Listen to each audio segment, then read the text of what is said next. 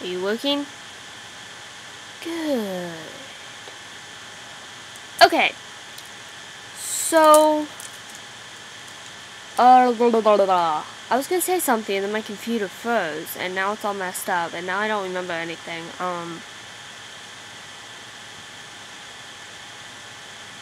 Oh, right. So, hello book fighters. It was nice to actually see some videos this week, even if it was only 2. Hopefully next week we can all live in the world in Dan's video where we actually upload videos. Probably not, but it's nice to try, even if Katie forgets that I exist. Thanks, Katie. Yes, anyway. So, Slaughterhouse 5, which I finally finished, I really enjoyed it, and Katie, I really liked your video. I really liked what you had to say about, the past yous all existing all at once, and I liked it so much that that's what I was going to say in this video. So instead I'm going to talk about what I was going to talk about the first week in my video that took 48 plus hours to upload and then aired out.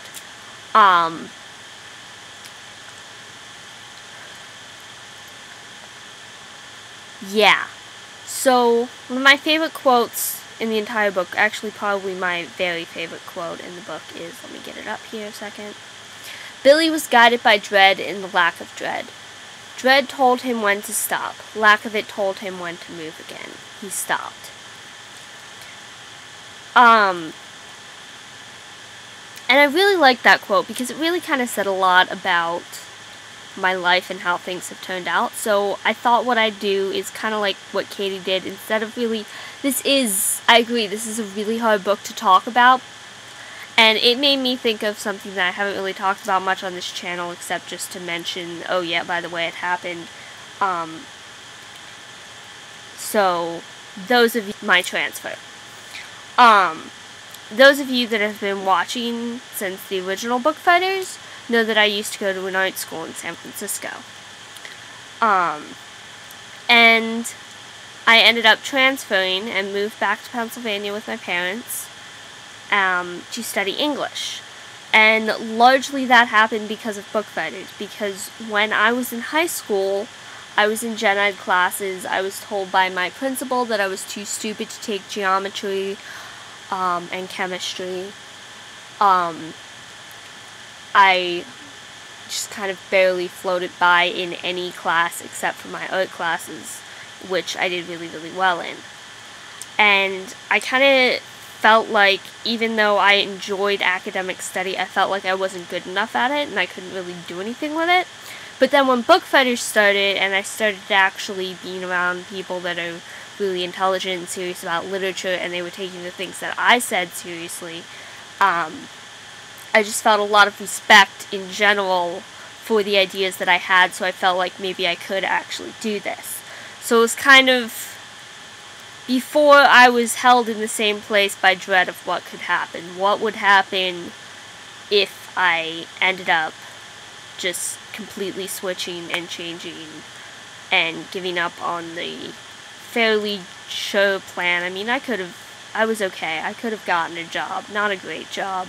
Not the job that I would have wanted. But I would have had a career in visual effects like I was going for if I'd put my time into that.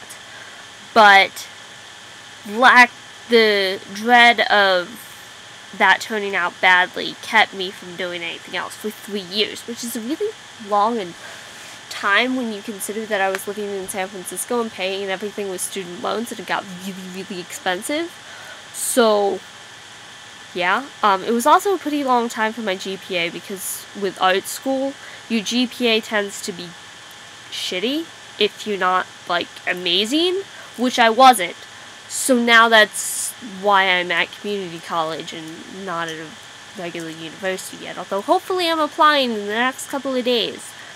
But then it was later the lack of dread that enabled me to move on and go on and do something else.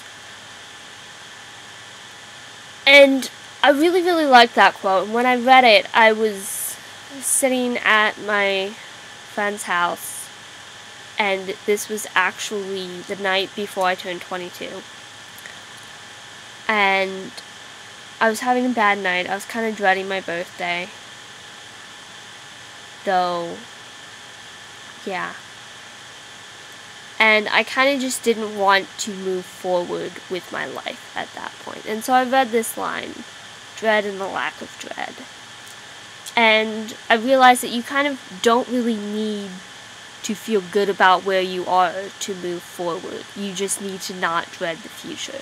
And I really like the way that this was tied together in Slaughterhouse 5, where the future is now. Just like Katie was saying that the past is now, the future is also now, and it happens at the same time too. Because there really isn't anything to dread about it, because it's going to happen, and there's nothing you can do about that.